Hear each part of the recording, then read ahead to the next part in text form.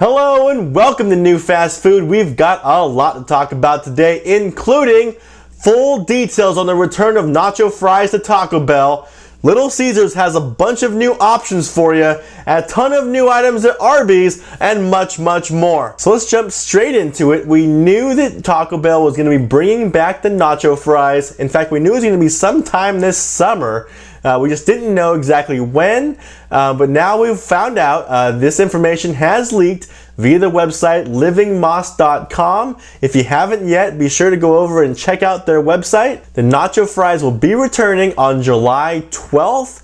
They're slated to stick around at least through August 15th. I say at least because the first time around they did stick around for more than one promotional period, but they'll be around at least from July 12th to August 15th. Now we had speculated previously on this channel that they would come back as for $1, the $1 price again.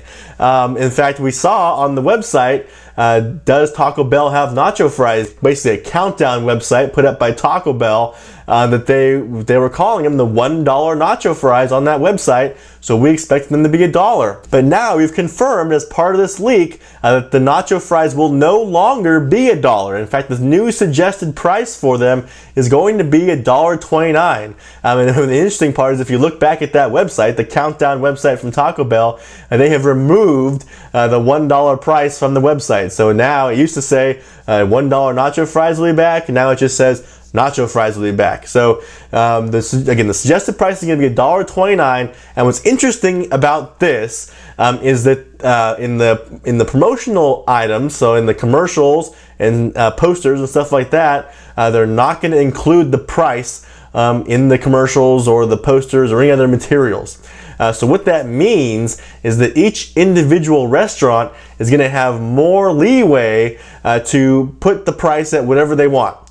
So of course, usually, price and participation can always vary, but it's much less likely that a restaurant changes the price of their items if the prices are on the posters or in the commercials, because people are expecting those items to be at that price. So now that they're going to be advertising the Nacho Fries without a price, the restaurants are going to be much more comfortable adjusting that price either up or down to whatever they'd like it to be. Although I think it's going to be very rare to find a restaurant that prices them below $1.29. So I think for the most part, they're going to be $1.29, but you will be running into them costing probably $1.49 or $1.79 at multiple locations. I really think $1.79 is the maximum price they'll be able to charge for Nacho Fries. I don't think they'll be able to sell many at $1.99 if any restaurants choose to make the price that high. So I think the most you'll probably see them at is $1.79. But even at $1.29, I think you may see some backlash from customers because remember, the Nacho Fries, they were $1 and they came with the nacho cheese, which really people perceived as a really good deal. I mean, even though the size of the Nacho Fries was only about the size you'd expect for $1 order of fries, but people are thinking in their minds, so I get this $1 order of fries plus free nacho cheese, or they say, oh, that nacho cheese, I value it in my head at about 30 cents, so that makes the fries only about 70 cents. So the perception was they were a really good deal. Now that the Nacho Fries are $1.29, I could see people in their minds saying, well, the fries are $1 and the nacho cheese is about 30 cents, so that pretty much makes sense. But if you're the type of person that doesn't really like the nacho cheese with your fries, you'd rather just have the fries by themselves, you may start thinking to yourself, hey, I don't want to pay this extra 30 cents for the nacho cheese. I'd rather just get the fries for $1. So, I could see some people starting to have problems with this $1.29 price point. Remember, earlier this year, Nacho Fries became Taco Bell's fastest selling new item ever. It'd be interesting to see how many they sell at this new higher price point. So in addition to the regular Nacho Fries, they're also bringing back the Nacho Fries Supreme and the Nacho Fries Bel Grande. They're also going to be available as part of a $5 box with the beefy 5-layer burrito, Doritos Locos Taco, and a drink. So that one, I think, either way you slice that one, that's going to be a good deal. The $5 boxes are usually a really good deal. So that could be a way you go to get more value. They're also going to keep around, as part of this July through August promotion, they're going to keep around that $5 double steak nacho box that we talked about that's going to be starting in June, and that $2 deal that we talked about in the last episode, which includes the triple melt burrito and a drink for $2, that deal will go away. So that's it's not even available yet, but it's not only going to be available from June 14th to July 12th. I'm excited for the Nacho Fries to come back. I did enjoy them when they were around. I do fall into that camp that enjoys them better without the nacho cheese though, so I'm kind of on the fence about whether $1.29 is still a good deal or not. I think I'm leaning towards the idea that it is still a good deal. Even for a small order of fries, $1.29 is not that bad. All right, another new item that's been doing really well has been the Little Caesars line of ExtraMostBestest pizzas. We don't know exactly how well that it's been doing, but we do know that it's been doing well enough that it's been around for quite a while now, and they've keep on introducing new variations into the line. So we know that it must be doing pretty good. Otherwise, they would just drop it, right? If something's not doing well, you don't stick with it. You just drop it. So with the ExtraMostBestest pizzas, in addition to the pepperoni and cheese and the stuffed crust versions that we already had, now Little Caesars is allowing you to create your own ExtraMostBestest pizza. So the combinations are really endless here. You can create your own pizza, and it's going to have the extra cheese on it. They're going to put the extra toppings on it, so it's going to live up to that ExtraMostBestest name. At my local Little Caesars, the ExtraMostBestest pizzas start off at $7 for a one topping, and then they charge you $1.75 for each additional topping that you add to your ExtraMostBestest pizza. Little Caesars has also put together some pre-made options for you to choose from, which actually save you a little bit more money as well. They've got an ExtraMostBestest 3-meat, an ExtraMostBestest Veggie, and an ExtraMostBestest Hawaiian. Again, each of those saves you a little bit of money versus if you had created the ExtraMostBestest pizza yourself. Now, they state that you can have up to 4 toppings on your ExtraMostBestest pizza, but the website allowed me to choose up to 8 toppings, so I'm not sure how that works out. If after you get above 4 toppings, you start to get less of each topping after that.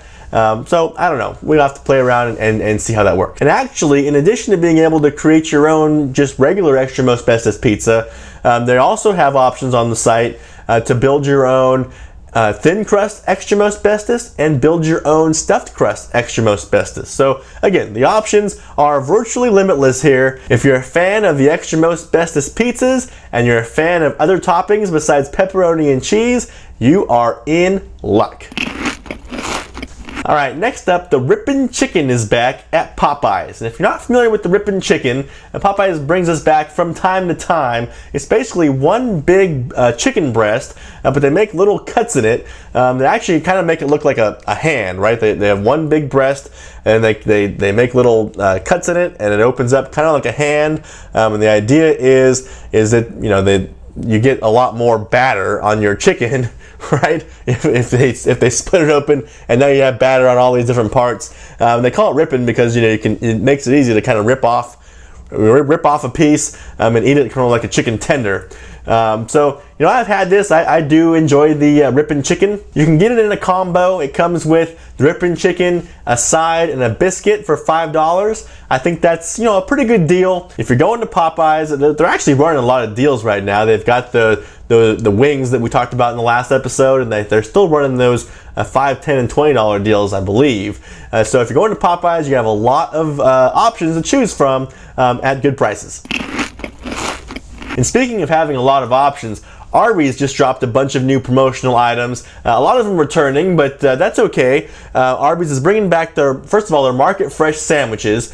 So they come in 4 varieties. They got the pecan chicken salad, they got the turkey avocado club, the ultimate BLT, and the triple decker, which comes with turkey, ham, roast beef, and bacon, 2 cheeses, and actually there's like 12 ingredients in this sandwich.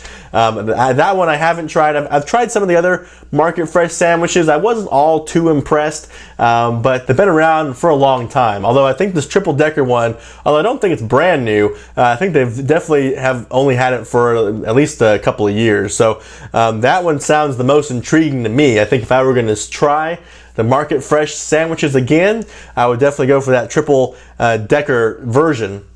But again, these must be popular. The Market Fresh sandwiches have been around for years. I mean, I would venture to say about 10 years they have continued to bring these back.